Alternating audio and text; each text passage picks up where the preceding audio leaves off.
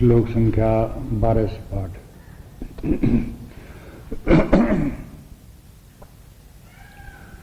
श्रेयो हि ज्ञानमभ्यासात्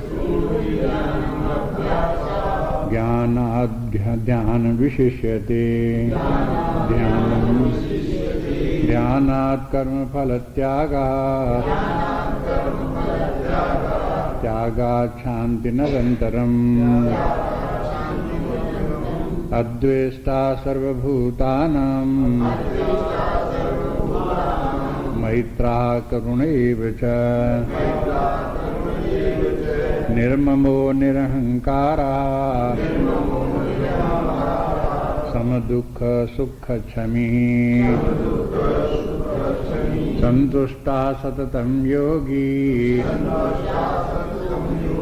यतात्मा दृढनिश्चया मयि अर्पित मनो बुद्धि यो मद्भक्ता समे प्रियः सन्तुष्टा सततं योगी यतात्मा दृढनिश्चयः मयि अर्पित मनो बुद्धि यो मद्भक्ता समे प्रियः।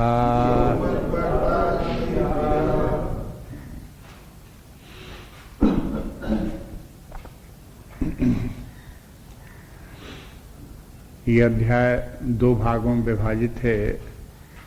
प्रारंभ के 12 श्लोक, बाद के 8 श्लोक।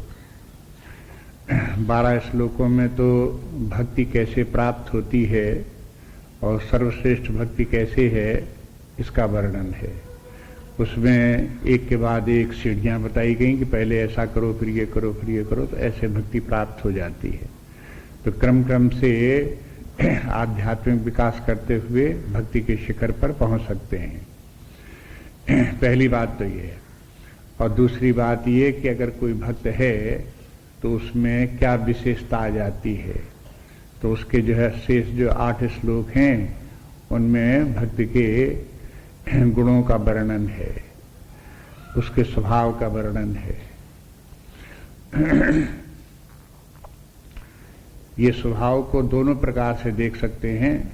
संतों का कहना है कि जब साधना कर रहे हों तो भी इन सब जितने सद्गुणों का वर्णन है 8 श्लोकों में उनका आदर करना चाहिए। अपने अंदर एक एक करके इन सब जितने भी गुण हैं इनको विकसित करना चाहिए।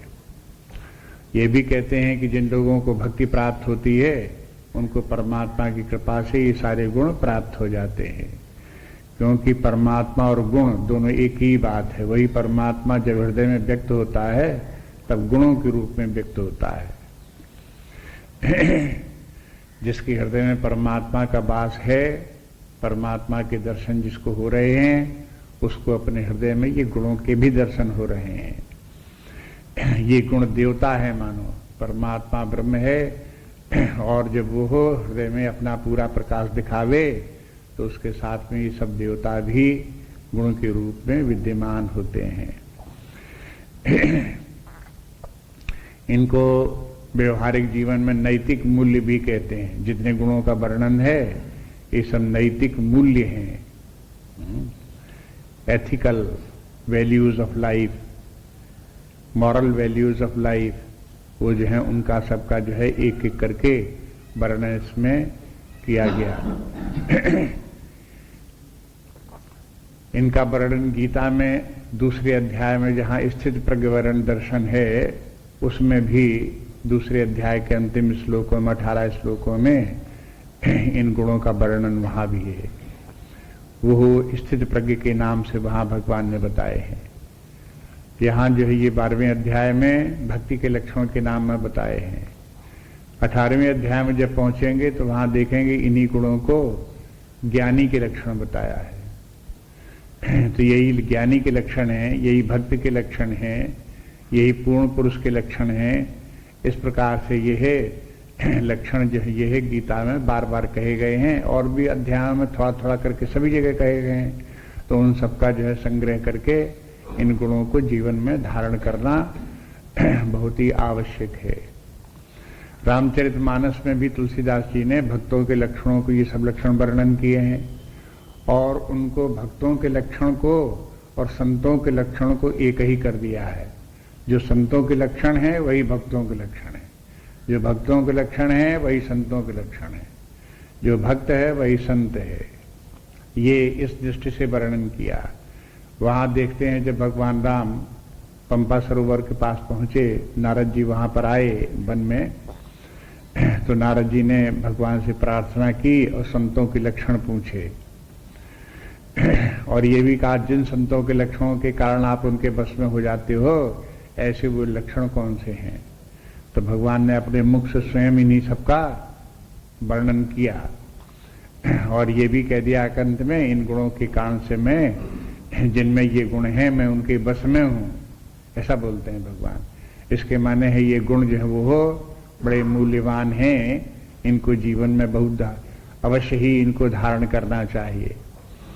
उत्तरकांड में देखते हैं जब राम राज्य की स्थापना हो गई तो एक बार चारों भाई हनुमान जी एक उपवन में जाकर के बैठे और वहां आपस में वार्ता कर रहे थे।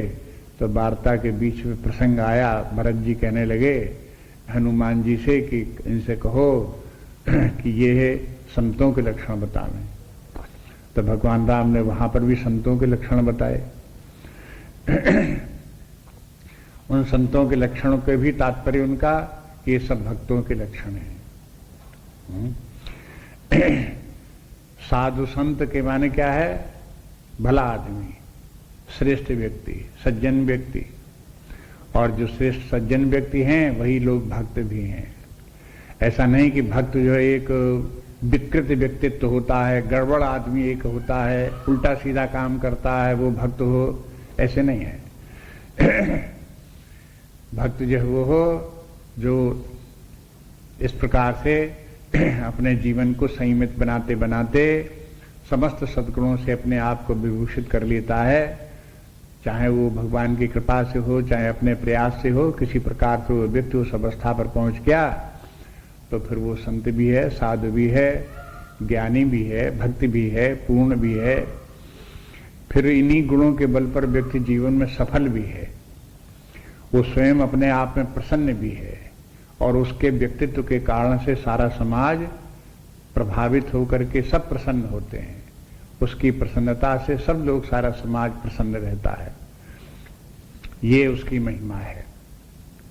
इसलिए यही व्यक्ति, जैसा व्यक्ति का वर्णन कर रहे हैं, जिन गुणों का वर्णन कर रहे हैं, ऐसे गुण होने चाहिए। अब इन गुणों का वर्णन शास्त्रों में करना क्यों पड़ता है? तुलसीदास जी एक जगह कहते हैं, सब जानत जन बिना ही बताए। भाई ये सब गुण हैं, ये दोष हैं, ये बिना ही बताए सब लोग जानते हैं। लेकिन देखते हैं कलयुग जब आता है तब बुद्धि इतनी पलट जाती है, माया का प्रभाव इतना हो जाता है कि जितने गुण हैं वो तो दिखाई देने लगते हैं दोष, और जितने दोष हैं वही समझ में आने लगते हैं गुण। देखो कैसी कैसी बुद्धि का कमाल एक खेल है कि उल्टा सोचने लगे बुद्धि में, ऐसे दिखाई देता है। तो अब ये इसलिए बताना पड़ता है कि भाई गुण क्या हैं, दोष क्या हैं, ये भी अलग से बताने पड़ते हैं। जो लोग गुणों को दोष समझे हुए हों उनको बताना पड़ेगा कि गुण गुण ही है, यही गुण है, इनमें दोष नहीं है। उन गुणों का जो गुणत्व है उनका, उसको पहचानो और उनको जीवन में धारण करो। उन गुणों को, जो दोष दुर्गुण है उनसे दूर रहो। उनमें चाहे जितना आपको आकर्षण लगे, चाहे जितनी भलाई लगे, दुर्गुणों से चाहे जितना आपको लाभ होता दिखाई दे, लेकिन उनसे दूर रहो। इसको जो है ये 13वें श्लोक से लेकर के 20वें श्लोक तक इन्हीं सब गुणों का वर्णन है। तो कल गुणों का जहां शुरू की भगवान ने, सबसे पहले अद्वेष्टा सर्वभूता नाम से शुरू किया कि सब व्यक्ति का सबसे पहला बात यह है कि कहीं किसी से द्वेष न रखे, कहीं किसी से बैर भाव न रखे। ये पहली बात है। माने अब ऐसा भी आप समझ सकते हो कि अगर कोई व्यक्ति ऐसा है, साधु स्वभाव का संत है, जिसका किसी से बैर भाव नहीं है, तो बाकी जितने आगे गुण बताए जाते हैं वो सब उसमें स्वभावता होंगे ही होंगे। उन गुणों के बिना वो ऐसा कर ही नहीं सकता है कि वो किसी से द्वेष न करे, सबसे उसे सबके ऊपर कृपा भाव रहे, सबके ऊपर दया भाव रहे, करुणा भाव रहे, द्वेष किसी से न हो। तो फिर मैत्री की बात जो कही वो ये कही कि जो सत्पुरुष लोग हैं, सज्जन पुरुष हैं, उनसे मित्रता भी रखे। लेकिन ये भी कहा देखो मित्रता रखो और किसी से बैरभाव भी न रखो, और ये भी ध्यान रखो कि सबके ऊपर करुणा भाव भी हो, लेकिन ममता किसी के साथ में न हो, अहंकार बिल्कुल न हो। एक ऐसा भी हो जाता है जब व्यक्तियों के अंदर गुण आ जाते हैं तो वे गुण भी व्यक्ति के अंदर अहंकार उत्पन्न करते हैं। इस बात का अहंकार कि हम सारी जिंदगी कभी हमने अधर्म का काम नहीं किया, सारी जिंदगी हमने किसी को हानि नहीं पहुंचाई, तो क्या हुआ कि वो तो नहीं पहुंचाई सो नहीं पहुंचाई, लेकिन अहंकार हो गया। तो आप देखो कि इस प्रकार कितना सावधान रहना पड़ता है कि सारी जिंदगी हम झूठ नहीं बोले तो झूठ न बोलने का अहंकार हो गया। ये युधिष्ठिर सारी जिंदगी झूठ नहीं बोले तो कहने लगे हम झूठ कैसे बोले, झूठ बोलने का भी अहंकार हो गया। तो आप देखोगे कि सत्य बोलने का अहंकार हो गया, झूठ नहीं कभी बोले। तो अब ये देखो इस प्रकार से अहंकार भी नहीं होना चाहिए, ममत्व भी नहीं होना चाहिए। एक देखो अध्यात्म के दृष्टि से ये गुण बहुत ऊंचे प्रकार के हैं। जब इनको देखते हैं, एरिस्टोटल ने भी, अस्तु जो पश्चिम में हो गया 2500 वर्ष पहले, उसने भी इन गुणों का वर्णन किया है। लेकिन उसने जिन गुणों का वर्णन किया है वो थोड़े नीचे स्तर के गुण हैं, व्यवहारिक गुण हैं, ऐसा कह लेना चाहिए। भौतिक जीवन में जो गुण व्यक्तियों को होने चाहिए उस प्रकार के गुण है। सच्चाई, ईमानदारी इत्यादि सब गुण हैं ही हैं, दया क्षमा इत्यादि भी सब वो मानता है, इस प्रकार के सब गुण मानता है। लेकिन ये नहीं कहता है कि ममत्व जो है कोई दोष है, ममता रखना कोई दोष है, ऐसा उसकी बुद्धि में नहीं आया। अहंकार भी कोई दोष है, ये उसकी बुद्धि में नहीं आया। देखो इसके माने ये भारतीय संस्कृति की सूझ कहां तक है, इस बात को आप देखो। ये ममता और अहंकार ये भी दोनों दुर्गुण हैं, इनसे इनको अभी त्याग करना चाहिए। सारे संसार में कहीं किसी से ममता न रखो, अपने शरीर तक से न रखो, शरीर से संबंध रखने वाली वस्तुओं और व्यक्तियों से भी ममता न रखो। ममता माने मैंपन का भाव न रखो कि ये मेरे हैं, ये मेरे हैं, बाकी सब मेरे नहीं है, इस प्रकार का विभाजन करके मत रखो। सारे संसार के जितने भी हैं सब एक समान है, उनमें कहीं मेरापन और कहीं तेरापन ऐसा विभाजन नहीं है। ये दो डिवीजन मत करो कि कुछ अपने हैं और कुछ पराये हैं, उनसे हमें क्या मतलब, वो कौन हमारे हैं, इस प्रकार का विचार मत रखो। अब देखो ये कितना मुश्किल बात पड़ेगी। अब अगर कोई अद्वेष्टा सर्वभूतानाम हो तो भले इस प्रकार का हो जाए, कहीं किसी से द्वेष नहीं है तो कहीं किसी से द्वेष नहीं, तो जिनको हम पराया मानते हैं उनसे भी द्वेष नहीं है। जब उनसे भी द्वेष नहीं होगा तब वो उसी प्रकार से हो जाएंगे जिनको कि हम अपना मानते हैं, वैसे ही हो जाएंगे। अब ये सब अपने आप ही इमेजिन करो, कल्पना करो कि अगर इस प्रकार के गुण अगर आते हैं तो कैसी दृष्टि बनती है, कैसे विचार बनते हैं, कैसे भाव आते हैं, व्यवहार कैसा बनता है, हमारी मानसिक शांति अशांति कैसी बनती है। इनको देख करके अपने आप अपने अंदर समझने की कोशिश करें इनको। सम दुख सुख क्षमी, कल देख रहे थे कि सुख दुख में समभाव रहे व्यक्ति का। बात यह कि पूर्व जन्म के संस्कारों के कारण से पाप पुण्य उदय होते हैं, पाप पुण्य व्यक्ति को सुख दुख देते हैं। मनुष्य जीवन में भी सुख दुख प्राप्त होते ही हैं। जैसे अन्य अन्य प्राणियों को अपने कर्मानुसार सुख दुख होता है, वैसे मनुष्य को भी सुख दुख होता है। लेकिन अगर कोई व्यक्ति भगवान की कृपा से भक्त हो गया, ज्ञानी हो गया, तो वो इन सुख दुखों के होते हुए भी अपनी मानसिक स्थिति का संतुलन बिगाड़ेगा नहीं, समत्व बनाए रहेगा। दुख आएगा तो भी विचलित नहीं होगा, सुख आएगा तो भी विचलित नहीं होगा। अब एक बात ये भी आप देखो कि सुख दुख को दोनों को एक तराजू पर तोल दिया। जैसा सुख तैसा दुख। वैसे आप कहोगे कि सुख बड़ा अच्छा और दुख बहुत खराब, तो जब सुख हो तब तो प्रसन्न होना चाहिए, दुख हो तब तो दुखी होना चाहिए। ऐसा होगा ही होगा।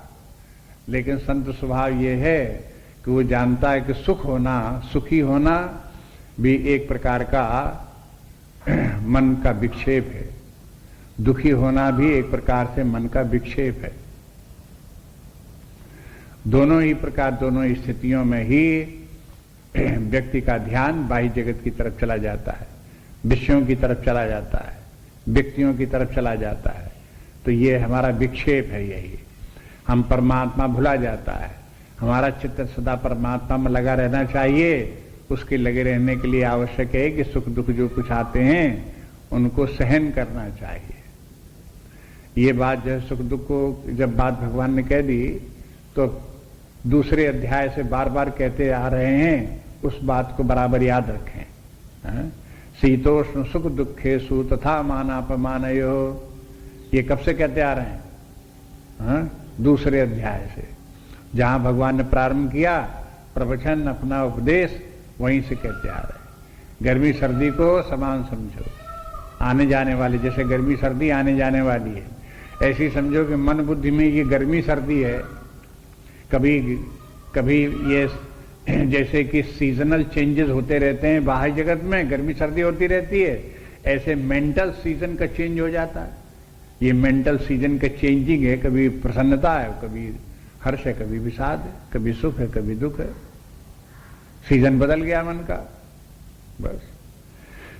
कभी मन में तूफान आ गए, कभी वर्षा हो गई अपने मन में, कभी अपने मन में गर्मी आ गई, कभी अपने मन में सर्दी आ गई। तो जैसे ये सब आते हैं तैसे ही करके अपने मन में ये सब आते रहते हैं। तो जब ये सीजन अपने अंदर चेंज हो तो समभाव रखो। जैसे गर्मी सर्दी में आप समभाव रखते हो, उसको सहन करते हो, ऐसे गर्मी सर्दी सुख दुख को भी सहन करो। और सहन करके अपने आप को शांत रखो। ये अपने आप में समझ लो बुद्धि से कि ये तो आते ही जाते रहते हैं। आगमा पाइना नित्या तान तितिक्षस्व भारत। आगमा पाइना के माने ये तो आने जाने वाले हैं ही। आगमा पाइना, गर्मी आएगी चली गई, सर्दी आई चली गई। आगमा पाइना, आगमा माने आया, पाइना माने चला गया। जैसे आने जाने वाली गर्मी सर्दी है, इसी प्रकार से अपनी मेंटल सीजन को क्या है, आगमा पाइना, आएगा जाएगा। कभी सुख आएगा, कभी दुख आएगा, आएगा चला जाएगा। तान तितिक्षस्व भारत। तितिक्षस्व के माने सहन करो, तितिक्षा के माने सहन करना। कहते हे अर्जुन तुम इनको सहन करो, बस धैर्य रखो। तो ये भी गुण है। तो ये नहीं कहते हैं कि सुख दुख होगा ही नहीं। अरे भाई, जब पाप पुण्य किए हैं, पूर्व जन्म से चले आ रहे हैं, तो सुख दुख तो होंगे ही होंगे, उसको क्या करोगे। लेकिन बस ये हो सकता है कि अन्य लोग सुख दुख में बह जाते हैं। तुम इतना करो कि अब भगवान की कृपा हुई, भक्ति प्राप्त हुई, तब इनमें अपनी बुद्धि को लगा करके सावधानी पूर्वक इनको ऐसे देखते रहो कि आने जाने वाले हैं। कुछ देर के लिए दुख आ गया तो आ गया, चला जाएगा। ये भी सुख, कुछ देर के लिए सुख लग रहा है तो लगेगा, ये भी चला जाएगा, कि रहने वाला कुछ भी नहीं है। इस प्रकार से अपने अंदर की इस प्रकार के आगमा पाइना देख करके इनको सहन करते रहो। और क्षमी के माने तो क्षमा करते रहो। क्षमा करते रहने के माने ये है कि देखो, शास्त्रों में संतों का कहना है कि दूसरे व्यक्ति हमारे साथ अपराध कर सकते हैं, दुर्व्यवहार कर सकते हैं, उनको कोई रोक नहीं सकता दुनिया में। जो करते हैं वो करते ही हैं। लेकिन ऐसे दुर्व्यवहार करने वाले, अपराध करने वाले व्यक्तियों के साथ में हमें क्या करना चाहिए। अब देखो, संसारी नियम क्या बताएगा, टिट फॉर टैट, ईंट का जवाब पत्थर। ये क्या है, ये दुनियावी बातें हैं। और ये असंतों की बातें हैं, अभक्तों की बातें हैं। जो साधु स्वभाव हैं, संत स्वभाव हैं, वो इस प्रकार से नहीं करते। वो इस प्रकार से जो जो अपराध करने वाले व्यक्ति हैं उनको भी क्षमा कर देते हैं। भाई आपके क्षमा का गुण आप में है तो कब प्रकट होगा? है? आप बड़े क्षमाशील हो, बहुत क्षमा का गुण है, लेकिन कोई आपके साथ अपराध करता नहीं है और अपराधी कोई नहीं है, और आज तो फिर आपका क्षमा का गुण काम में कहां आएगा? कब प्रकट होगा? उसके लिए अवसर होना चाहिए। तो जब दूसरा अपराध करे और तब उसको आप क्षमा कर दो, तब उसका क्षमा का गुण जो है आपके अंदर का जो है वो काम किया, उसने अपना प्रभाव दिखाया। इस तरह से एक बात और भी ध्यान में रखनी चाहिए, वो ये है कि क्षमा शोभती उस भुजंग को जिसके दंत गरल है। क्षमा की बात तो तब आती है जब आपको उसको दूसरे व्यक्ति को दंड देने की सामर्थ्य हो, अपराधी व्यक्ति का विरोध करने की सामर्थ्य हो, तब तो आप उसको क्षमा कर सकते हो, और क्षमा होकर करो। तो देखो, पहले तो एक अपराधी व्यक्ति और उसको अपराधी को दंड देने की सामर्थ्य, तो व्यक्ति को शक्तिशाली होना चाहिए कि नहीं होना चाहिए? और फिर शक्तिशाली व्यक्ति दंड देना भी एक प्रकार की छोटी शक्ति है। अगर मान लो एक व्यक्ति है, उसने हमारे साथ अपराध किया और हमारे पास शक्ति है कि हम उसको दंड दे सकते हैं, तो जो दंड दिया तो दंड दे सकने की शक्ति तो है, लेकिन ये छोटी शक्ति है। इससे बड़ी शक्ति क्या है? क्षमा कर देना, इससे भी बड़ी शक्ति है। जब व्यक्ति और अधिक शक्तिशाली होगा तब क्षमा करेगा।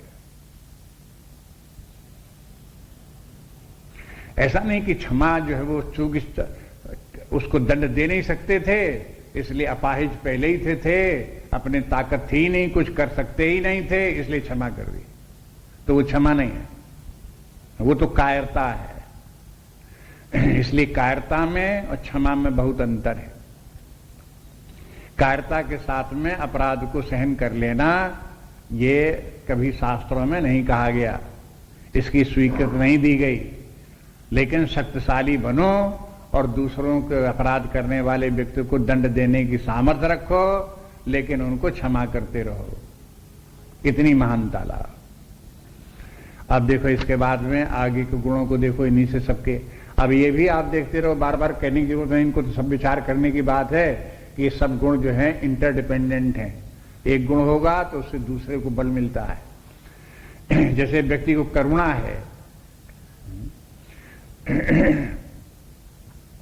आप देखोगे कि तुजयानंद जी ने स्वामी जी के कुछ श्लोक लिखे हैं उनकी कृतज्ञता के लिए। 8-10 श्लोक हैं स्वामी चिन्मयानंद जी की कृतज्ञता के लिए, इसमें चिन्मय चंद्रिका में भी निकालते रहते हैं, वैसे भी आपने देखे होंगे। उनमें एक जगह लिखते हैं वो कि वो स्वामी जी जो है वो बड़े करुणा उनमें है, बड़े कारुणिक हैं, करुणा निधान हैं। और फिर ये कहते हैं, देखो, किसी व्यक्ति की करुणा तब तक जो है वो शोभा नहीं देती जब तक कि वो व्यक्ति दूसरे के दुखों को दूर करने के लिए कुछ करता नहीं। अब किसी को दुख देख करके करुणा तो बहुत, हाँ साहब आपको बहुत दुख है, हम भी बहुत तुम्हारे दुख से दुखी हैं।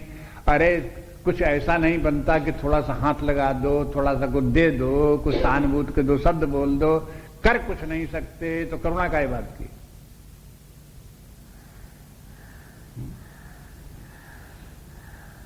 अगर आपके किसी के दुखी व्यक्ति को देख करके उसमें करुणा आती है, किसी गलत रास्ते पर जाते हुए व्यक्ति को देख करके उसके ऊपर दया करुणा आती है, तो आपका काम यह है कि आप उसकी सहायता करो, सन्मार्ग पर लगाओ, उसके दुखों को दूर करो। ये करुणा की डिमांड है, ये करुणा की। और इसी प्रकार से यदि कोई अपराध करता है तो उसको भी क्षमा करो, ये भी डिमांड है आपकी। सत्पुरुषों की इस प्रकार से ये व्यवहार ऐसा होना चाहिए। अब कहते हैं संतुष्टा सततम योगी ही। एक बात और देखोगे आप कि इसमें अधिकांश जो पिछले श्लोक में जो थे वो चूंकि अद्वेष्टा सर्वभूता नाम था, इसलिए समाज में अन्य लोगों से जब संपर्क होता है तो हमारे जो गुण प्रकट होते हैं उन गुणों का वर्णन था। अब यहां पर ये है, इस श्लोक में अधिकांश ऐसे गुणों का वर्णन करते हैं जो व्यक्ति को अपने आप ही लाभदायक हैं। दूसरे व्यक्ति से संबंध हो न हो। जैसे संतोष है, अगर कोई व्यक्ति संतुष्ट है तो संतुष्ट से दूसरे आदमी को लाभ हानि क्या है? समाज में हमें अपना संतोष, जो समाज में हम उस संतोष से क्या, हमारे व्यवहार में कौन सा अंतर पड़ता है? इसलिए संतोष के माने ये है कि जब व्यक्ति संतुष्ट होगा तो अपने आप ही उसको अपने अंदर शांति प्राप्त होगी। अपनी आंतरिक शांति प्राप्त करने के लिए व्यक्ति को संतोष लाना चाहिए। संतोष एक बहुत बड़ा गुण है। जब आवे संतोष धन, सब धन धूर समान। गोधन गजधन बाजधन और रतन धन खान। और जब आवे संतोष धन, सब धन धूर समान। अब देखो, इसमें कोई ऐसी साधारण बात थोड़ी है, बड़े ज्ञान की बात इसमें श्लोक में कही गई कि लोगों के पास धन चाहे जितना हो, लाखों करोड़ों हो, तो भी दरिद्री रहते हैं। उनको और की कामना बनी रहती है, उन्हीं को संजोए पकड़े रहते हैं, संतोष नहीं होता। यदि बहुत धन भी व्यक्ति के पास हो लेकिन संतोष न हो तो वो दरिद्री कहलाएगा। लेकिन अगर व्यक्ति के पास थोड़ा भी पैसा हो या ना भी हो लेकिन संतोष हो तो वो धनी है।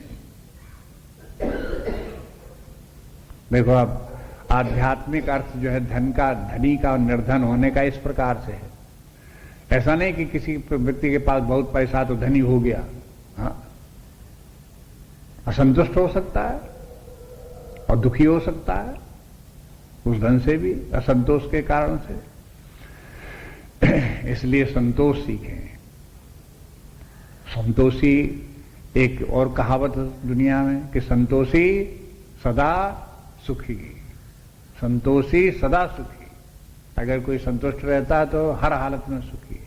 थोड़ा है तो भी सुखी है, ज्यादा हो गया तो भी सुखी है तो भी सुखी है, नहीं है तो भी सुखी है, सदा सुखी। इसलिए ये संतोष व्यक्ति को अपने आप, अपने भीतर सुख देता है, शांति देता है। इसलिए संतुष्ट रहना सीखना पड़ता है। संतोष के माने अकर्मण्यता नहीं है, क्योंकि हम संतुष्ट इसलिए कुछ नहीं करते कि भाई क्यों कुछ नहीं करते हो, क्यों हाथ पैर नहीं हिलाते, क्यों चलते फिरते नहीं, क्योंकि हम संतुष्ट हैं। ये कोई उत्तर नहीं हुआ, ये मूर्खता का लक्षण है।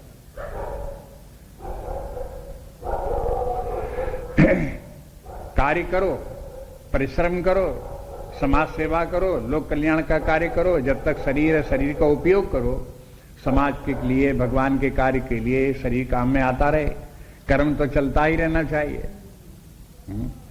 लेकिन उस कर्म के फलस्वरूप जो कुछ भी प्राप्त हो उसमें संतुष्ट रहना चाहिए।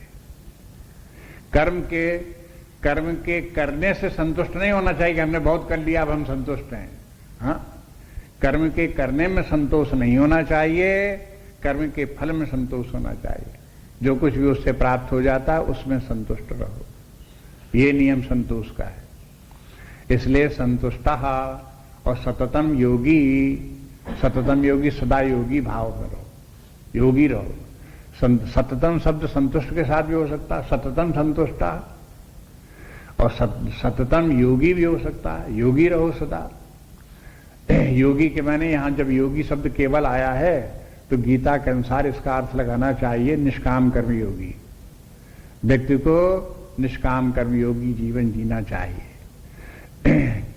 कर्ता भाव छोड़ करके और कर्म के फलाशक्ति का छोड़ करके व्यक्ति को अपने कार्य निरंतर करते रहना चाहिए।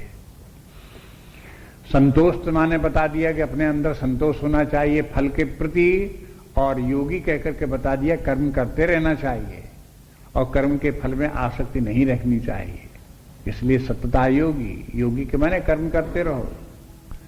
और यतात्मा, यतात्मा माने संयतात्मा, अपनी इंद्रियों पर, अपने मन पर, अपने बुद्धि पर, इन पर सब पर संयम रखो। बात ये कि सब के सब जितनी अंतर्बाह्य इंद्रियां हैं ये सब विषयों की तरफ भागने वाली हैं, स्वभावतः भागने वाली हैं। परांच खानी वितट स्वयंभू तस्मात् पराम पश्यति नान्तरात्मा, ये कठोपनिषद का मंत्र है कि देखो ब्रह्मा जी ने जब बनाया मनुष्यों को और इंद्रियां बनाई, मन बुद्धि बनाए, तो कैसे बनाए? उनकी नेचर बना दी बहिर्मुखी, इनका स्वभाव बना दिया कि ये विषयों की तरफ भागें, आंखें रूप की तरफ भागें, कान शब्द की तरफ भागें, बस जिह्वा स्वाद की तरफ भागे, बस ये सब इनके बना दिया ऐसे ही। जब बना दिया इनको तो अब क्या करो? तब ऐसे नहीं कि जब बना दिए तो चलो ऐसे ही हम भी करेंगे, ऐसे नहीं है। वहां फिर यमराज कहते हैं, नचिकेता को समझाते हैं कि देखो कोई कोई व्यक्ति ऐसा होता है जो अपनी इंद्रियों को अंतर्मुखी करके अपने आत्मा को देखता है। इसलिए इन इंद्रियों के द्वारा विषयों को उतना ही ग्रहण करो जितना कि जीवन यापन के लिए आवश्यक है। बस ये विषय क्यों है? जीवन धारण करने के लिए। बस उतने भर का इनका उपयोग करो। उसके आगे जहां इंद्रियों को सुखदायी मान करके विषय इंद्रियों को सुख देने वाले हैं, इंद्रियों को तृप्त करने वाले हैं, ऐसे समझ करके जहां उनका आप प्रयोग करने लगे, तहां बस आप गड्ढे में गिर गए। बस माया ने फंसा लिया, जाल में फंस गए, पुनर्जन्म के जाल में फंस गए, कर्म के बंधन में फंस गए, विषयों के उसमें बंधन में फंस गए। जैसे लेसा लगा करके चिड़िया पकड़ ली जाए, ऐसे करके उसने विषयों का लेसा लगा करके माया ने आपके मन बुद्धि को पकड़ लिया। अब आप परमात्मा की तरफ नहीं भाग सकते, परमात्मा की तरफ जाना चाहो तो नहीं जा सकते, वहीं अटके बने रहो। इसलिए संयत आत्मा रहो। बहुत विवेक के द्वारा इंद्रियों का प्रयोग करो। संयत आत्मा, दृढ़ निश्चय और दृढ़ निश्चयी बनो। निश्चय ढुलमुल नहीं होना चाहिए।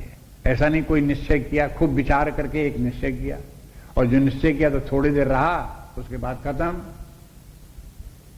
ऐसे नहीं होना चाहिए। एक निश्चय करो, उसमें दृढ़ता से टिके रहो। यदि इंद्रिय संयम का निश्चय किया कि ठीक है, शास्त्र कहते हैं इंद्रिय संयम करना चाहिए, तो हम इंद्रिय संयम ही करेंगे, लेकिन कितनी देर? अब भाई दृढ़ निश्चय होगा तो करते रहोगे बराबर, दृढ़ निश्चय नहीं हुआ तो थोड़ी देर रहेगा, उसके बाद भुला जाएगा। इसलिए दृढ़ निश्चय रखो। ऐसे ही संतोष, जैसे संतोष है, तो जब आपको मालूम हो गया कि संतोष गुण है और किस प्रकार का गुण,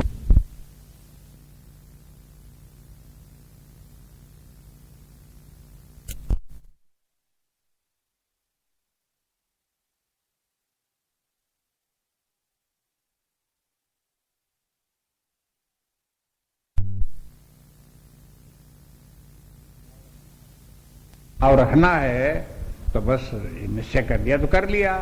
अब हमेशा सब सुख दुख में दृढ़ निश्चय के साथ में उसको करो। बात यह कि जितने भी ये गुण हैं, जब तक दृढ़ निश्चय नहीं होगा तब तक कोई गुण टिकेगा नहीं, सब गड़बड़ा जाएंगे, सब आएंगे चले जाएंगे। इसलिए इन सब गुणों का सहायक गुण जो है वो दृढ़ निश्चय है।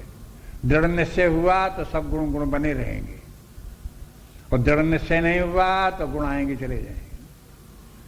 इसलिए दृढ़ निश्चय भी एक बड़ा गुण है।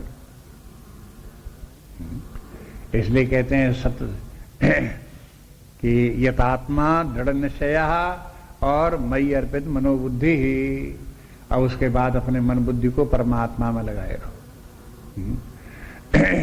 अब देखो, इन सब जितनी भी ये बातें हैं, इनमें सब में केवल अपने व्यक्तित्व के निर्माण के लिए है, अपने आंतरिक साधना के लिए सब ये है।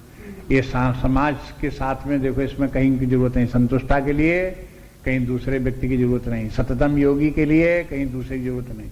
यथात्मा हम अपनी इंद्रियों पर संयम रखें, इसलिए दूसरों की कोई जरूरत नहीं। दृढ़ निश्चय, हमारा अपना दृढ़ निश्चय, इसलिए की जरूरत नहीं। हम अपने मन बुद्धि को अपने आत्मा परमात्मा में लगाए हैं, यहां पर भी सामाजिक मान सोशल कॉन्टैक्ट की कोई जरूरत नहीं।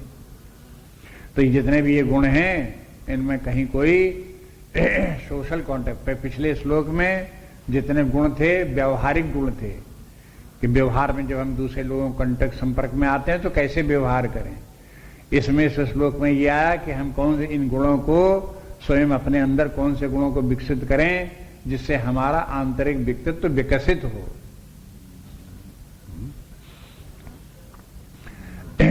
अब इसमें जितने भी बताए गए हैं ये सब के सब मुख्य बात इनमें क्या है कि अपने आप जो है वो हो मई अर्पित मनोबुद्धि ही, अपने जो है मन बुद्धि को भगवान में अर्पित करो, उसी परमात्मा में अपने मन बुद्धि को लगाए रखो।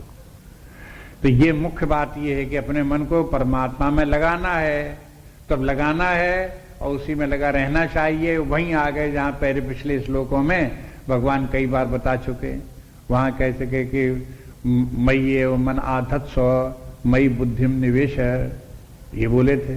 अचित्तम समाधातुम न शक्नोसी, अगर ये चित्त इस प्रकार से नहीं लगा सकते तो फिर बताएं, तो माने चित्त को परमात्मा में लगाना या मन बुद्धि को परमात्मा में लगाना, ये जो पहले भगवान बता चुके हैं वही बात यहाँ आ गई है। अगर उसको अपने मन बुद्धि को परमात्मा में लगाना ये मुख्य कार्य है, इसी से भक्ति प्राप्त होनी है, भक्ति का यही लक्षण है, तो फिर इसके लिए व्यक्ति को यथात्मा भी होना पड़ेगा, इंद्रियों में संयम रखे, निष्काम कर्मयोगी भी होना पड़ेगा। और इसके लिए साधना में बिना दृढ़ निश्चय के विकास नहीं कर सकता कोई व्यक्ति, और संतुष्ट भी रहना पड़ेगा। संतुष्ट रहने के माने अगर उसकी हविस बहुत ज्यादा हुई अपने धन संपत्ति के लिए, परिवार के लिए, तो बस उन्हीं के लिए वो हो अपना सारा जीवन उसी के लिए होम करता रहेगा, मन बुद्धि को परमात्मा में लगा नहीं सकता। इसलिए इस श्लोक में इस प्रकार का रूप बन गया अपनी आंतरिक साधना का, और भगवान ने कह दिया यो मद भक्ता समे प्रिया। अब इतने जितने भी लक्षण हैं, चाहे वैयक्तिक हों और चाहे सामाजिक हों, जितने भी गुण धर्म हम बताए गए इतने, ये सब मिलाकर के क्या बना, एक भक्त बन गया। ऐसा जो भक्त है भगवान कहते वो मुझे प्रिय है। वैसे आप देखोगे तो इसमें भक्ति की केवल एक ही बात है, अगर रूढ़ अर्थ में देखो तो जो मन बुद्धि को परमात्मा में लगाता है वो भक्त है। हाँ? परमात्मा का स्मरण करता रहता है, परमात्मा का भजन करता रहता है, वो भक्त है। लेकिन यहां भगवान बताते हैं कि देखो जो परमात्मा का भक्त है ये सब उसमें गुण हैं, यथात्मा भी है, संतुष्ट भी है, और पिछले श्लोक में जैसे करुणा भाव भी है, क्षमा भाव भी है, दया भाव भी, ये सब पहले जितने बताए ये सब गुण जब होते हैं तब वो भक्त बना। ये भक्त का पूरा रूप इस प्रकार से हुआ। ऐसा भक्त जो है वो हो यो मद भक्ता समे प्रिया, ऐसा भक्त मुझे प्रिय है। अब भगवान को अगर कोई भक्त प्रिय हो तो कोई कहे कि तो इससे क्या फायदा, भगवान का प्रिय हो गए तो।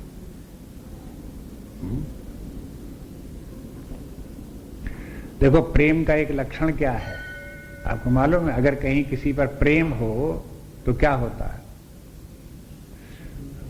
प्रेम के माने है कुछ न कुछ देना। अगर प्रेम है आप कुछ दे नहीं सकते तो कोई प्रेम का अर्थ नहीं।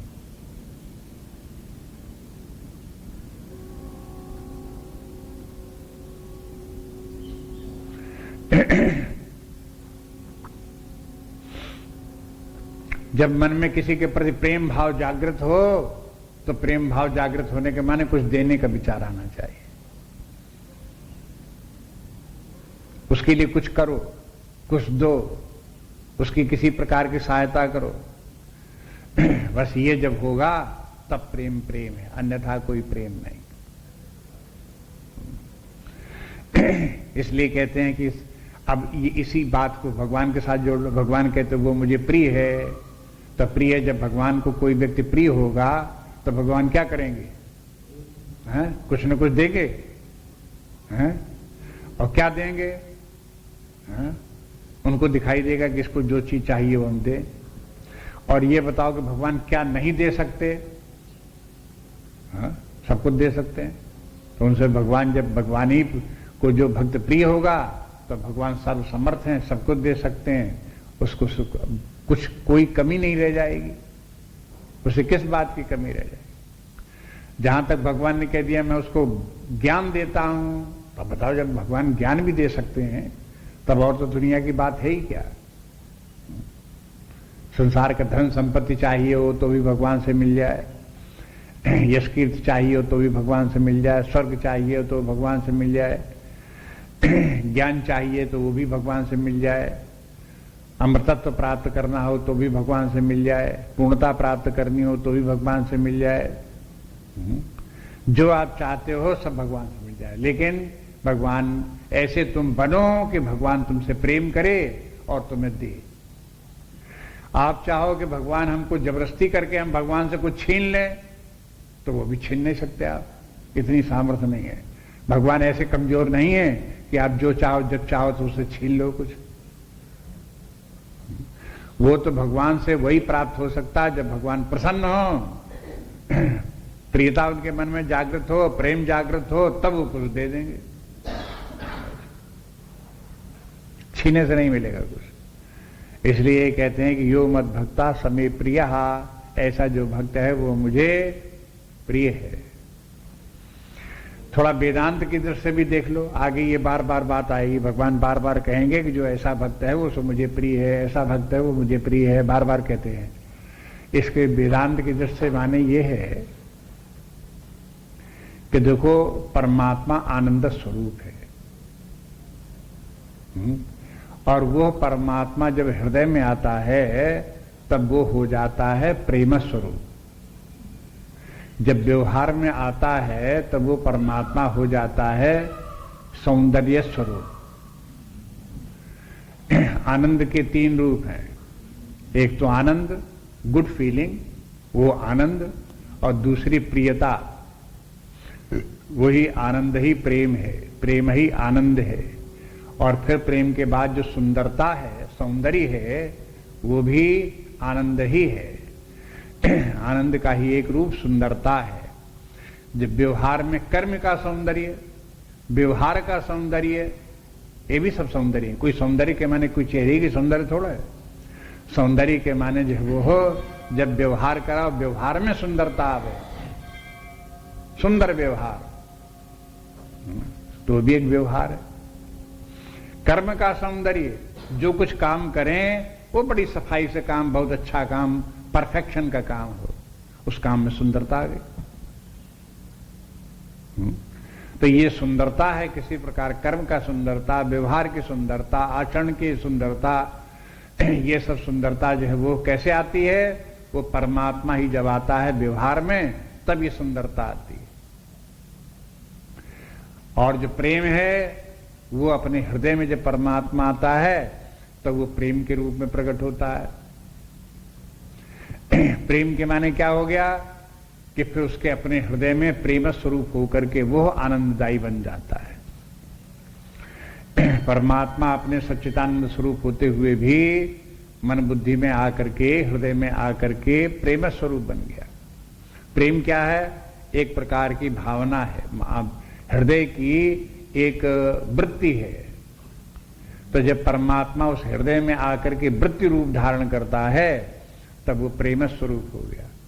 और जब परमात्मा प्रेम स्वरूप हुआ तब ऐसे व्यक्ति का प्रेम फिर सारे संसार में छा जाता है। बस ये व्यक्ति के व्यक्तित्व की सुंदरता है। अब आगे देखिए 15वां श्लोक। यस्मान्नो द्विजते लोको लोकान्नो द्विजते चयः हर्षामर्ष भयोद्वेगै मुक्तो या सच मे प्रिया यस्मान्नो द्विजते लोको लोकान्नो द्विजते चयः हर्षामर्ष भयोद्वेगै मुक्तो या सच मे प्रिया। अब इस श्लोक में देखो, यस्मात् न उद्विजते लोकाः, जिससे कोई समाज में कहीं कोई व्यक्ति संसार में कोई उद्विग्न नहीं होता, और लोकात न द्विजते चयः, और जो स्वयं भी लोक के उद्विग्न करने से स्वयं उद्विग्न होता है।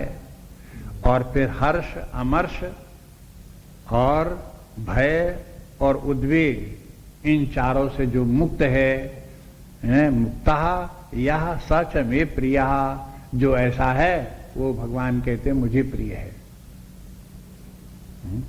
माने ये भी भक्ति के लक्षण है।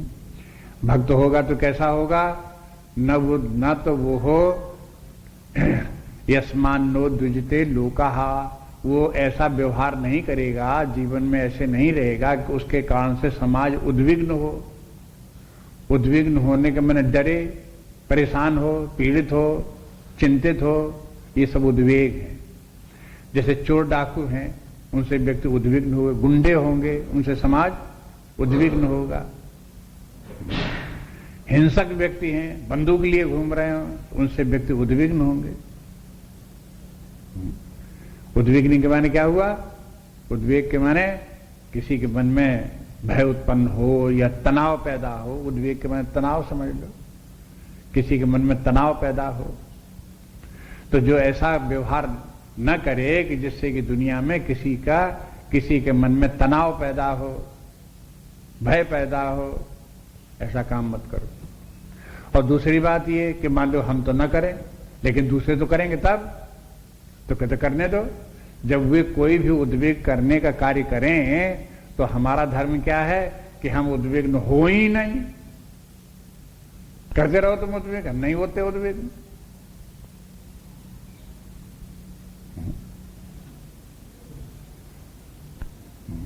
इसका नाम जो है ये है भक्त है। देखो तो ये बात जो है बहुत जल्दी नहीं आ सकती, साधारण बात नहीं है ये। इसका अभ्यास भगवान की कृपा ही से आएगा। भगवान का जो भक्त होगा, भगवान का ध्यान चिंतन करते करते जिसके व्यक्तित्व का ऐसा विकास हो जाएगा, श्रेष्ठता आ जाएगी, उसी में ये गुण देखने में आएंगे। और ये बात इसलिए भी है, कोई ऐसे नहीं कि ये कभी होते ही नहीं, ऐसा कभी किसी में नहीं होता। आप महापुरुषों के चरित्रों को आप पढ़ो, देखो, सुनो, तो आपको लोग बताएंगे भी कि ऐसे महापुरुष हुए हैं जो कि जैसा कि ये बता रहे हैं इसी प्रकार के होते हैं। ऐसे भी होते हैं जो किसी को उद्विग्न नहीं करते, ऐसे भी होते हैं जो दूसरे को उद्विग्न करने से उद्विग्न नहीं होते।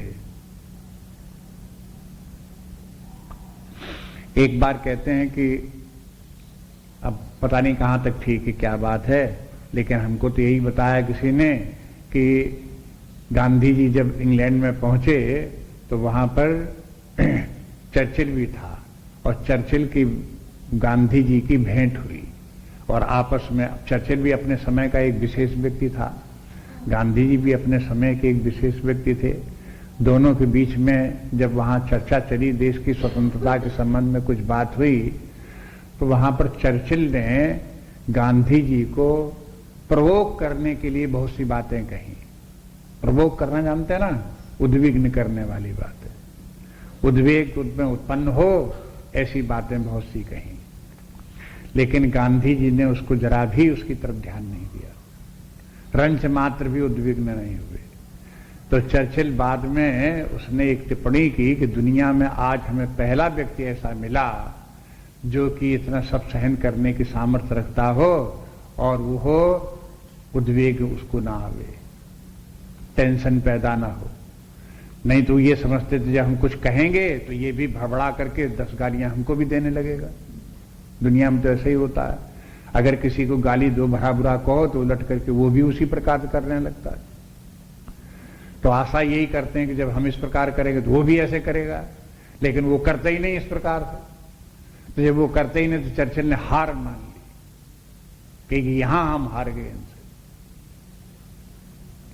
तो देखो ये बात क्या है, ये बात इतनी साधारण नहीं है कि आप किसी को उद्विग्न न करो और कोई उद्विग्न करे तो आप भी उद्विग्न न हो। तो इतनी साधारण बात नहीं, कहने में तो बड़ी आसान लगती है, करके देखो जब इसे। कैसी भी घटना घटे, कुछ भी हो, लेकिन उद्विग्न मत हो। और उद्वेग उत्पन्न होना व्यक्ति की कमजोरी है, मानसिक कमजोरी जिन व्यक्ति में होती, जरा सी बात में उद्विग्न, जरा सी बात में उद्विग्न।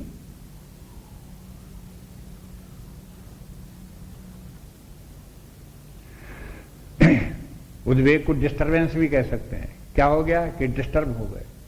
क्या डिस्टर्ब हो गए? मेंटली डिस्टर्ब हो गए। ये मेंटली डिस्टर्ब कैसे हो गए भाई? माइंड आपका ऐसा क्यों है जो मेंटली आप डिस्टर्ब हो जाओ?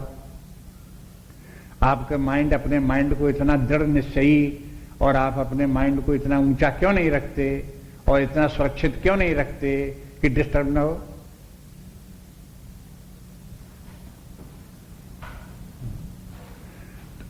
अब इसलिए ये वाक्य जो है ये भी बड़ा महत्वपूर्ण है और व्यवहार के लिए ये।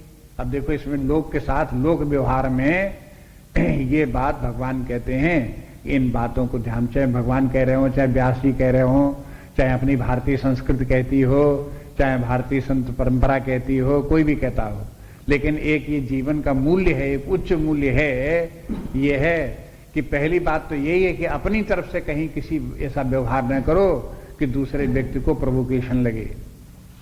लोग बाग इस प्रकार का कोशिश करते हैं कि प्रोवोक करने के लिए ऐसी बात करेंगे जिससे कि व्यक्ति के मन में उद्वेग पैदा हो, तो ऐसा नहीं करना चाहिए। उतना ही बोलो, उतना ही व्यवहार करो। ये ध्यान रखो कि हमारे इतना बोलने से करने से दूसरे के मन में उद्वेग उत्पन्न तो नहीं हो रहा है, या उत्पन्न तो नहीं हो सकता है। जब आपको लगने लगे कि ऐसा बोलने से इसके मन में उद्वेग उत्पन्न हो सकता है, तो आप रेसिस्ट करो, न बोलो उस प्रकार से। अपने आप के ऊपर अपने पर संयम रखो। लेकिन अपने ऊपर आप संयम नहीं रख सकते, स्वयं आप कमजोर हो। जो व्यक्ति कमजोर अपने ऊपर संयम नहीं रख पाता, अगर वो संयम नहीं रख पाता है तो इसके माने फिर वो दूसरे को प्रवोक कर देगा, और जहां उसने प्रवोक दूसरे को किया तो इसके माने उसके जो है वो जो शास्त्र हमारे जो कहते हैं व्यक्तित्व का विकास जितनी ऊंचाई का होना चाहिए उतना नहीं रह गया, उससे नीचे आ गया। इसलिए आप देखो कि सज्जन पुरुष बराबर इस बात का ध्यान रखते हैं कि अगर कोई प्रोवोकेशन की बात भी होती है तो क्षमा मांग करके कहते हैं। क्षमा क्यों मांगी जाती है? अगर आप माफ करो तो हम एक बात कहना चाहते हैं। ये क्यों बोलते हैं? माफ करने के माने आप प्रवोक न हो, उसके कारण हम जो कुछ कहें आपको बुरा न लगे, तब हम आपसे ये बात कहें। इस प्रकार का है व्यवहार कि नहीं? इस प्रकार का तो इसलिए है कि हम नहीं चाहते कि हम अपने जो कुछ बोलें या कुछ करें तो इससे प्रोवोकेशन हो, आपके मन में उद्वेग उत्पन्न हो। और फिर इसके उल्टी ये बात, यहां तक तो बात एक प्रकार से आसान भी है कि हम ऐसा कोई कार्य न करें कि दूसरे को प्रोवोकेशन हो। क्यों? ये तो हमारी अपनी बात है, हम अपने ऊपर रेसिस्ट करेंगे, अपने आप को रोके रखेंगे, नहीं प्रोवोक करेंगे, किसी को ध्यान रखेंगे। लेकिन कहीं कहीं तो लोगों को ऐसा भी होता, ध्यान नहीं रख पाते, उनको इस बात का अंदाज नहीं होता कि हम कितना बोलेंगे, कितना क्या करेंगे कि दूसरा व्यक्ति प्रवोक हो जाएगा। तो अंदाज भी रखना पड़ता है कि देखो कि हम कितना व्यवहार करेंगे तो व्यक्ति का प्रोवोकेशन न हो जाए। इसलिए इतना अपने आप को रोके रखना चाहिए, उसका भी ज्ञान होना चाहिए, व्यक्ति को समझदारी इतनी होनी चाहिए। और फिर उससे भी बड़ी बात यह है कि दूसरे लोग प्रवोक करने वाले एक नहीं हजार हों, लेकिन व्यक्ति उनके कारण से उद्विग्न हो नहीं, स्वयं बराबर शांत बना रहे, एक समान बना रहे, गंभीर बना रहे। कभी कभी लोग बाग इसका मजाक भी बनाते हैं, और लोग बाग जो है इसका जो है वो कहना चाहिए कि उपहास करते हैं। कई भाई इनको तो कुछ भी कहो, ये तो चिकने गड़ा है, चिकने गड़ा में इनके ऊपर कुछ असर ही नहीं होता है। तो चिकने गड़ा कुछ असर न होना बुरे अर्थ में बोलते हैं कि माने असर होना चाहिए, कुछ कहें तो असर होना चाहिए। वो भी बात ठीक है। अगर मान लो किसी व्यक्ति में दुर्गुण, उसको समझाना चाहते हैं, सद्गुण आ जाए, कुछ बड़ी हो जाए, तो उसको समझाते हैं तो समझ लेना चाहिए, ठीक अपने आप को बला लेना चाहिए। तो ये कहो कि चिकना गड़ा नहीं है, उसका असर हुआ उसकी बात के ऊपर। लेकिन महापुरुषों का भी लक्षण ये है कि ऐसा महापुरुष जो कि जिसमें कोई दुर्गुण नहीं है, जिसमें कोई दोष नहीं है, कोई गलत काम नहीं कर रहा है, और फिर भी जबरदस्ती करके आप उसके माथे मढ़ रहे हो, कोई ना कोई आरोप लगा रहे हो, झूठा मूठा आरोप लगा रहे हो, कुछ लगा रहे हो, तो उस व्यक्ति का क्या धर्म बनता है कि वो सहन करे उसको। कार्य ये तो ऐसे बोलते रहते हैं, इसके क्या करना है, इनसे प्रवोक होने की क्या जरूरत। ऐसे व्यक्ति जो है वो हो जो लोग दूसरे लोग प्रवोक करने वाले हैं उनके ऊपर विश्वास नहीं करते, उनको अच्छा पुरुष नहीं मानते, वो श्रेष्ठ पुरुष नहीं मानते। साधारण व्यक्ति सो करके संसारी व्यक्ति हैं, ऐसे तो तमाम सब होते थे, ऐसा एक ये भी है, इसकी कौन गिनती में है, ऐसी करके भाव उनका बना रहता।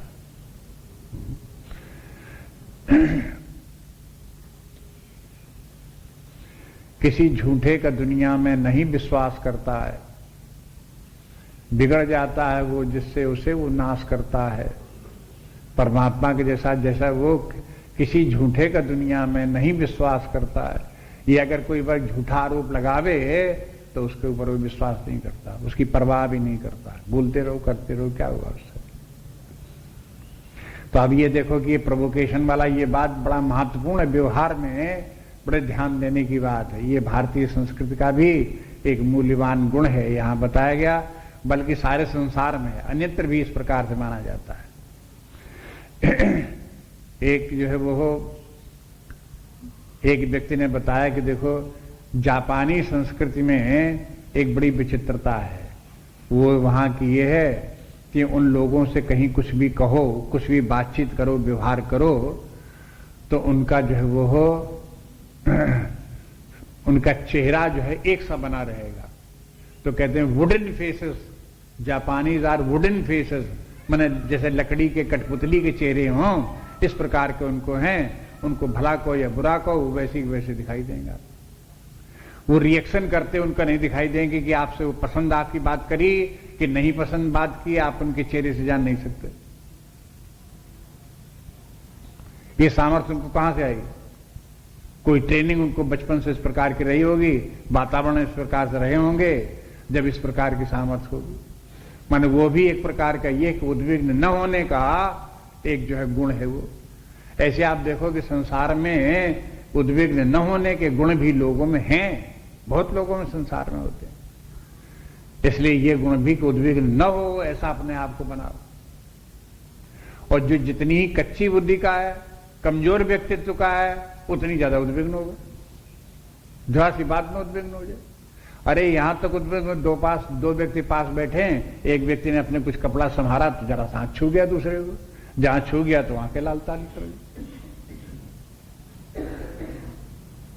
क्या हो गया? हाँ? कि तुम देखते नहीं? हो गए उद्विग्न से। तब ये कौन सी बड़ी भारी बात हो गई इसमें उद्विग्न हो गए। लेकिन लोगों को उद्विग्नता इतनी होती है कि बिल्कुल छुई मुई होते हैं, जरा सी बात में उद्विग्न हो जाते हैं। तो अब ये कहते हैं कि अस्मान्नो दुजते लोको लोकान्नो दुजते च यहा हर्षामर्ष भयोद्वेगई। ये कहते हैं मुक्ता। मुक्ता माने ये सब नहीं होना चाहिए। हर्ष मुक्ता, अमर्ष मुक्ता, भय मुक्ता, उद्वेग मुक्ता, ये बोला है, ऐसा व्यक्ति होना चाहिए। देखो हर्ष के साथ भी मुक्त शब्द लगा है। हर्ष मुक्ता, हर्ष मुक्ता के माने हर्ष से मुक्त रहो। एक बात देखो, भारतीय संस्कृत में यह तो है ही है, वेदांत में तो बार बार कही जाती है। जयशंकर प्रसाद में ने भी एक जगह स्कंदगुप्त नाम का एक नाटक है, उसमें उन्होंने इसी प्रकार से लिखा, कहा कि देखो हर्ष और विषाद ये दोनों सापेक्ष हैं। जो व्यक्ति जितना ही जीवन में हर्षित होता है, वो व्यक्ति जीवन में उतना ही अधिक दुखी होता है। जैसे कि सागर की तरंग जितनी ही ऊपर जाती है, वो लौट करके नीचे उतनी ही जाती है। जब बड़ी बड़ी तरंगें उत्पन्न होंगी तो ऊपर भी बहुत दूर तक जाएगी और नीचे भी बहुत दूर तक जाएगी। अब माने शांत सागर प्रशांत नहीं होगा, डिस्टर्ब सागर होगा, ऊंची ऊंची लहरों वाला। ऐसे ऐसे किसी का चित्त इतना है कि हर्षित होता तो बड़ा हर्ष हो गया, खूब हंसे, और कभी कभी दुखी हो गए तो खूब रोने लगे। ये व्यक्तित्व की दुर्बलता है, वीकनेस है व्यक्तित्व की। इस दुर्बलता से बचना चाहिए व्यक्ति। जब व्यक्ति को पता लगे कि ये दुर्बलता है तभी बचेगा। इसके माने हर्ष कह करके, हर्ष मुक्ता कह करके बताते हैं कि हर्ष और विषाद दोनों से व्यक्ति को मुक्त होना चाहिए। अगर हर्ष से मुक्त नहीं हो सकता तो विषाद से मुक्त नहीं हो सकता। और आप देखो कि भी जीवन में इसी प्रकार से होता भी है। मान लो कहीं किसी के घर में बहुत दिनों तक पुत्र नहीं हुआ, शादी हुए 10-12 साल 15 साल हो गए, पुत्र ही नहीं हुआ, तो बहुत उपाय उन्होंने कर डाले और बड़ी मान्यताएं मान डाली और तमाम दवाई करा डाली और तमाम बात कर डाली और पुत्र की कामना, बड़े दुखी हो गए। हाँ, अब उनको पुत्र की प्राप्त हुई। उसके बाद में मान लो 3 दिनों के बाद पुत्र प्राप्त हो गया, तो पुत्र प्राप्त होगा तो क्या होगा? बड़ी प्रसन्नता होगी। हाँ, जब हुआ तो बड़ी प्रसन्नता हुई, खूब गाजे बाजे बजाए गए, खूब मिठाई खिलाई गई, खूब लोगों को बुलाया गया। हाँ, खूब प्रसन्न दिखाई दिए। और हुआ क्या कि 2-4-6 महीने के बाद वो पुत्र मर गया। तो अब क्या हुआ? जितने ही गाजे बाजे और हर्ष था उतने ही ज्यादा रोना पीटना, सिर फोड़ फोड़ करके उतने ही ज्यादा रोने लगे। देखो ऐसे होगा कि नहीं होगा? एक तो हमारे सामने की देखी हुई घटना अखबार में पढ़ी, तो देखी क्या था, अखबार में थी, कुछ कई साल पहले की, 30-40 साल पहले की बात थी। एक पंजाबी व्यक्ति था, उसकी शादी नहीं हो रही थी एक लड़के की। जब शादी हुई तो बड़ा खुश हो गया वो, और फिर बारात में जब गया, बारात लेकर के घोड़े पर बैठ करके जब जा रहा था तो उसके सब साथी आथी सब नाचने लगे। वो नाचने लगे तो वो भी बड़ा खुश था कि हमारी शादी हो रही है, तो वो भी घोड़े से उतर करके सबके साथ नाचने लगा, बड़ा खुश था कि शादी हो रही है। और जिसके साथ जिस लड़की के साथ शादी हो रही थी उसकी साथ सहेलियों ने उसको दिखा दिया कि देखो वो तो तुम्हारा जो है वो तो नाच रहा है सबके साथ में। हाँ, अब उसको लड़की वो आ गई गुस्सा, उसने कहा कि तो इसके माने इसका दिमाग कुछ गड़बड़ है, कुछ पागल है ये, इसके साथ शादी नहीं करनी चाहिए। बस उसने सबसे कह दिया कि हम तो इसके साथ शादी नहीं करेंगे। अब उसके पिता ने और उन्होंने सबने दुनिया भर ने समझाने की कोशिश, अरे लड़का है सब, और नाचने लगे तो लड़कों नहीं माने और नाचने लगा तो तुम्हें क्या खराबी उसमें है, वो क्या है कि नहीं हम नहीं करेंगे, हम नहीं करेंगे, नहीं करेंगे। वो भी नट गई, शादी नहीं हुई। आखिरकार बारात लौट गई, और जब बारात लौट गई तब क्या हुआ आपको मालूम है? उसके बाद जहां बारात लौट के गई लड़के ने फांसी लगा ली, मर गया। इतना दुखी हुआ। ये सही घटना है, अखबार में निकली हुई, छपी हुई, वो सब उसमें था, पूरा इतिहास सब निकला। तो जो व्यक्ति इस प्रकार जितना ज्यादा खुश उतनी ज्यादा फिर उसके बाद उतनी दुख। अगर उसको शादी होने की इतनी प्रसन्नता न होती तो बारात लौट के होती तो कोई बात नहीं, एक जगह नहीं दूसरी जगह हो जाएगी, हो जाएगी, हो जाएगी, नहीं हो जाएगी, ना हो जाएगी। लेकिन चूंकि प्रसन्नता बहुत अधिक, तब उससे ज्यादा दुख भी उससे उतना ही ज्यादा। इसलिए हर्ष से भी मुक्त रहो, नहीं तो ये जल्दी बात समझ में नहीं आएगी। हर्ष से मुक्त होने के लिए क्यों कहते हो? आत्मा के आनंद की बात दूसरी है, लेकिन मानसिक स्तर पर जो हर्ष विषाद होते हैं ये त्याज्य हैं। एक बात और भी है, आगे एक शब्द आएगा, वो भी यहां समझ लो कि जब तक व्यक्ति हर्ष और विषाद से मुक्त होकर के उनके ऊपर नहीं उठता तब तक आत्मा के आनंद की अनुभूति हो ही नहीं सकती। चाहे जितना ज्ञानी हो, कुछ भी कर ले, सिर के बल खड़ा हो जाए, कुछ भी प्राप्त कर ले, लेकिन जब तक हर्ष और विषाद के ऊपर नहीं उठेगा तब तक आत्मा के आनंद की अनुभूति नहीं होगी। और गलती यही हो जाती है, लोग बाग जो है वो सब ज्ञान प्राप्त कर लेंगे, खूब विचार कर लेंगे, खूब आत्मदर्शन, ये सब कुछ कर लेंगे, लेकिन हर्ष विषाद से ऊपर नहीं उठ पाते। नहीं उठ पाते तो आत्मा के आनंद रह जाता है, बाकी सब कुछ प्राप्त हो जाता है। इसलिए हर्ष विषाद से मुक्त होने का भी अभ्यास करें, उससे ऊपर उठने की अभ्यास करें। और जो है वो अमर्ष के माने ही ईर्षा, दूसरे की बढ़ोतरी को देख करके व्यक्ति के मन में जो जलन होती है उसका नाम है अमर्ष। ये अमर्ष से भी व्यक्ति को मुक्त होना चाहिए। जो लोग दूसरे तरक्की कर रहे हैं, धनी मानी हैं, या ज्ञान में या किसी प्रकार से आगे बढ़े हुए हैं, तो आप उनको देख करके ईर्षा मत करो। हाँ, प्रोत्साहन लो, उनसे ज्यादा बनने की कोशिश करो, ज्यादा ज्ञानी बनने की कोशिश करो, आगे बढ़ो, लेकिन दूसरे को देख करके ईर्षा मत करो। एक व्यक्ति ने यह बताया कि संसार में व्यक्ति जो दुखी हैं वो अपने दुख से तो लोग कम दुखी हैं। अधिकांश व्यक्ति संसार में दुखी हैं वे दूसरे की बढ़ोतरी देख करके दुखी हैं। ईर्षा व्यक्ति को बहुत दुख देती है, अपने अभाव व्यक्ति को उतने दुख नहीं देते, अपनी दरिद्रता उतनी दुख नहीं देती है जितनी कि दूसरे की संपन्नता, जितनी की श्रेष्ठता वो व्यक्ति को दुख देती है।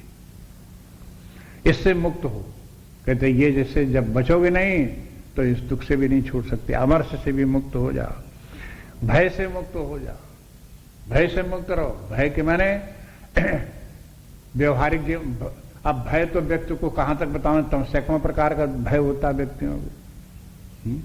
धन कहीं चोर ना आ जाए, डाकू ना आ जाए, कोई छीन न ले, कोई ये न कर ले, कोई मार न दे, कोई ऋण न दे, न जाने कितने प्रकार के भय होते हैं।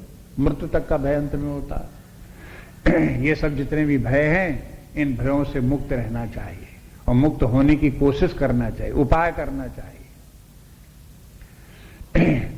धन का संग्रह करके और फिर चोरों के, डाकुओं के भय से भयभीत रहने की अपेक्षा ये अच्छा है कि धन मत रखो, बांट दो। अब आप धन की रक्षा करने के लिए चारों तरफ जो है वो किलाबंदी किए हो, उसमें फाटक बंद किए हो, उसमें जो है पहरेदार लगाए हो, बंदूक धारण कराए हो, ये सब क्या है जीवन में? ये भारतीय संस्कृति के अनुकूल नहीं। ये अपने आध्यात्म भक्ति के लक्षण नहीं, ज्ञानी के लक्षण नहीं, ये सब बेवकूफी के लक्षण दुनिया के सब।